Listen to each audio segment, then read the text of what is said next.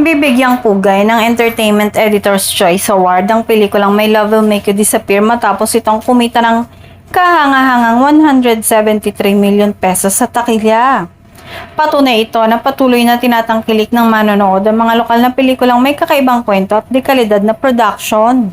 Sa gitna ng matinding kompetisyon mula sa mga international releases, namayagpag ang nasabing pelikula dahil sa natatangi nitong konsepto at emosyonal na lalim. Marami ang naantig sa istorya nito na tumatalakay sa pag-ibig, sakripisyo at mga misteryong bumabalot sa relasyon ng mga pangunahing tauhan. Hindi rin matatawaran ang husay ng mga artistang bumida sa pelikula na nagbigay buhay sa kanilang mga karakter sa paraang kapanipaniwala at tumatak sa puso ng manonood. Ayon sa mga entertainment editors, karapat-dapat lamang nakilalanin ng pelikula hindi lang sa kinita nito kundi sa ambag nito sa patuloy na pag-angat ng industriya ng pelikulang Pilipino. Isa itong malinaw na patunay na kaya pa rin makipagsabayan ng lokal na pelikula sa global na antas.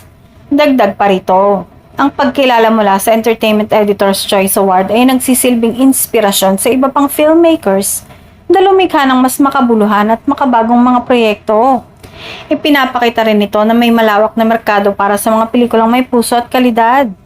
Sa huli, ang tagumpay ng My Love Will Make You Disappear ay hindi lamang sukatan ng kita, kundi ng epekto nito sa mga manonood at sa buong industriya. Isa itong selebrasyon ng talento at dedikasyon ng mga Pilipino sa sining ng pelikula.